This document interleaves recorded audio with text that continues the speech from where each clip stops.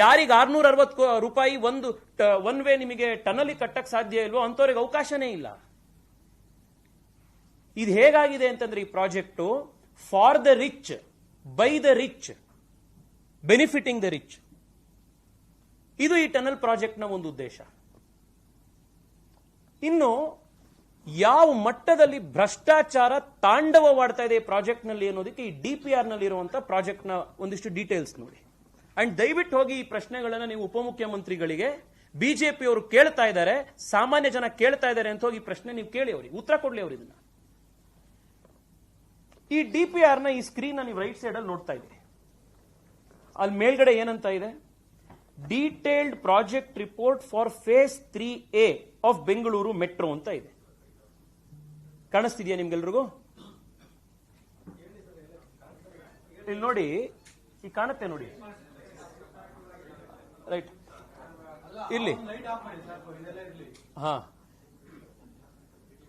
BBMP ಅವರು ಈ DPR ಮಾಡಲಿಕ್ಕೆ 9.5 ಕೋಟಿ ರೂಪಾಯಿಯನ್ನ ಈ ಕನ್ಸಲ್ಟೆಂಟ್ ಕೊಟ್ಟಿದ್ದಾರೆ. ಕೇಳಿಸ್ತಿದ್ಯಾ? ಕಾಣಿಸ್ತಿದ್ಯಾ? ಈಗ ಬಿಬಿಎಂಪಿ ಅವರು 9.5 ಕೋಟಿ ರೂಪಾಯಿನ 9.5 ಕ್ರೋರ್ ರುಪೀಸ್ ಖರ್ಚು ಮಾಡಿದ್ದಾರೆ ಈ ಡಿಪಿಆರ್ ಅನ್ನ ತಯಾರು ಮಾಡಲಿಕ್ಕೆ.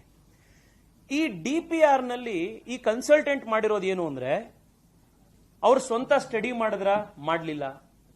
ಸ್ವಂತವಾಗಿ ಅವ್ರು ಸರ್ವೆ ಮಾಡಿದ್ರ? ಮಾಡಲಿಲ್ಲ. ಸ್ವಂತವಾಗಿ ಅವ್ರು ಹೋಗಿ ಟ್ರಾಫಿಕ್ ಸರ್ವೆಗಳು ರಿಪೋರ್ಟ್ಗಳನ್ನ ತಯಾರು ಮಾಡಿದ್ರ? ಫೀಸಿಬಿಲಿಟಿ ಸರ್ವೆ ಇನ್ನೊಂದು ಮಾಡಿದ್ರ? ಇನ್ನೊಂದು ಮಾಡಲಿಲ್ಲ. ಅವ್ರು ಮಾಡಿದ್ದೇನು ಅಂದ್ರೆ, ಮೆಟ್ರೋ ಆಗ್ಲೇ ತಯಾರು ಮಾಡಿದ್ದಂತ ಏನ್ ಫೀಸಿಬಿಲಿಟಿ ರಿಪೋರ್ಟ್ ಇತ್ತು, ಆ ರಿಪೋರ್ಟ್ ಅನ್ನ ಕಟ್ ಅಂಡ್ ಕಾಪಿ ಪೇಸ್ಟ್ ಮಾಡಿದ್ರು. ಇಲ್ಲಿಗೆ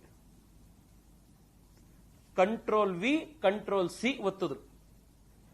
ಅದಕ್ಕೆ 9.5 ಕೋಟಿ ರೂಪಾಯಿ ಖರ್ಚು ಮಾಡಿದ್ರು. ಮೆಟ್ರೋ ಅವ್ರು ಖರ್ಚು ಮಾಡಿದ್ದೆಷ್ಟು ಈ ರಿಪೋರ್ಟ್ ಮಾಡಕ್ಕೆ? 1.5 ಕೋಟಿ ರೂಪಾಯಿ. ಒರಿಜಿನಲ್ ರಿಪೋರ್ಟ್ ಅನ್ನ ಮೆಟ್ರೋ ತಯಾರು ಮಾಡಿದ್ದಕ್ಕೆ 1.5 ಕೋಟಿ ರೂಪಾಯಿ ಖರ್ಚಾಯಿತು.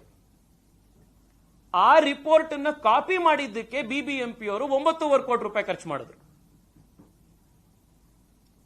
ಯಾರು ದುಡ್ಡಿದು?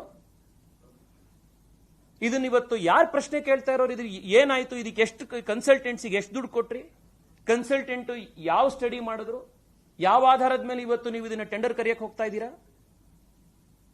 ಕಟ್ ಅಂಡ್ ಪೇಸ್ಟ್ ಈ ಡಿಪಿಆರ್ ಅನ್ನ ಮಾಡಿ ಸಾರ್ವಜನಿಕರ 40